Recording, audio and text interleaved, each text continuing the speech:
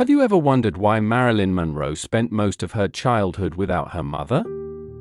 Long before she became the most famous blonde in Hollywood, Marilyn Monroe was simply a little girl named Norma Jeane who desperately wanted what many children take for granted: a stable home and a loving family. Marilyn was born on June 1, 1926, in Los Angeles. Her mother, Gladys Baker, was struggling with financial problems, emotional instability, and the challenges of raising a child alone. Within just a few weeks of Marilyn's birth, she was placed into foster care. The family that took her in was the Bolender family, a deeply religious couple living outside Los Angeles. They provided food, shelter, discipline, and structure.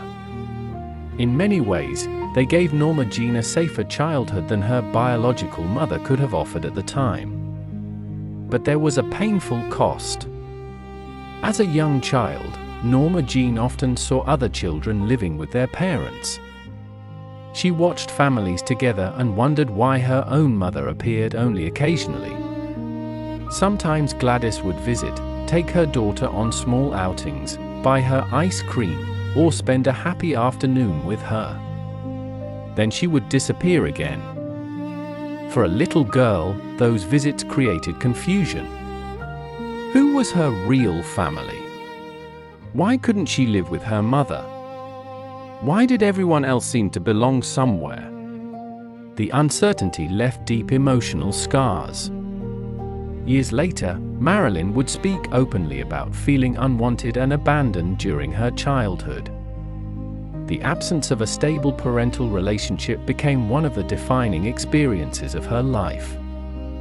Ironically, the very thing that made Marilyn one of the most beloved stars in history may have been connected to those early wounds. Many biographers believe she spent her entire life searching for love, acceptance, and security, the things she struggled to find as a child. As she grew older, she constantly sought emotional connection in friendships, romantic relationships, and even in the admiration of millions of fans. The little girl who waited for her mother's visits eventually became a woman recognized around the world. Yet behind the glamour, fame, and flashing cameras remained the same child who wanted to feel loved and safe. Marilyn Monroe's story is not just the story of a movie star. It is the story of a child who spent years searching for a place to belong. And perhaps that is one reason why so many people continue to connect with her story today.